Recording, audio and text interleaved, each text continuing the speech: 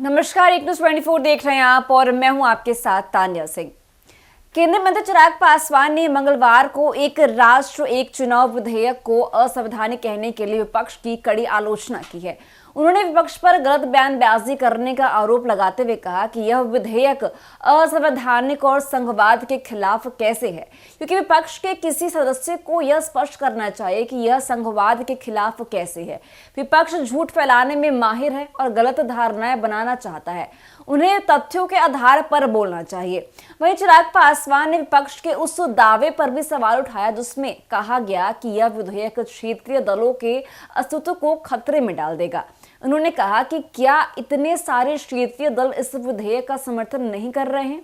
JDU, TDP, Shiv Sena, मेरी party और अन्य क्षेत्रीय दल इसका समर्थन कर रहे हैं।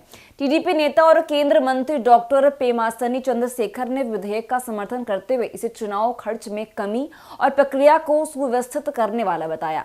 उन्होंने कहा कि टीडीपी ने इस विधेयक के लिए स्पष्ट समर्थन दिया है। यह चुनाव खर्च को कम करता है, प्रक्रिया को सुव्यवस्थित करता है, मतदान बढ़ाता है और समग्र रूप से देश के प्रशासन को बेहतर बनाता है। दूसरी ओर वायनाड से सांसद प्रियंका गांधी ने इस विधेयक को संविधान विरोधी बताते हुए इसकी आलोचना की। उन्होंने कहा कि यह विधेयक भारत के संघवाद को कमजोर करता है। कांग्रेस इस विधेयक पर विरोध कर रही है क्योंकि यह हमारे संविधान के मूल सिद्धांतों के खिलाफ है। रिवॉल्यूशनरी सोशलिस्ट पार्टी के सांसद एन.के. प्रेमचंद्र ने भी इस विधेयक का कड़ा विरोध किया और इसे वापस लेने की मांग की। उन्होंने कहा कि सरकार इस विधेयक को संयुक्त संसदीय समिति के पास भेजना चाहती है। हम इस विधेयक का पूरी तरह से विरोध करते हैं और हमारी मांग है कि इसे तुरंत वापस लिया जाए। वहीं मंगलवार को लोकसभा में संविधान 129वां संशोधन विधेयक 2024 और केंद्र शासित प्रदेश कानून संशोधन विधेयक 2024 पेश किए गए।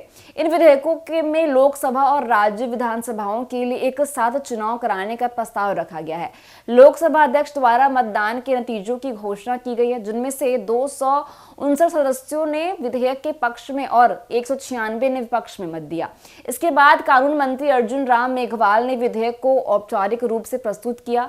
केंद्रीय गृह मंत्री अमित शाह ने सदन में कहा कि प्रधानमंत्री नरेंद्र मोदी के एक राष्ट्र एक चुनाव विधेयक की विस्तृत चर्चा के लिए जेपीसी को भेजने का सुझाव दिया था। कानून मंत्री इस पर सहमत हैं, इसीलिए इस जेपीसी के पास भेजा जाएगा।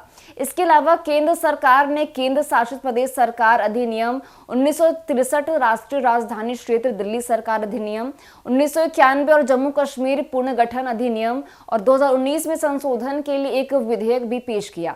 इसका उद्देश्य दिल्ली, जम्मू कश्मीर और पुडुचेरी में विधानसभा चुनाव को प्रस्तावित एक साथ चुनाव के साथ जोड़ना है। तो फिलहाल के लिए बस इतना ही। ऐसी तमाम खबरों के लिए देखते रहिए एक न्यूज़ 24। धन्यवाद।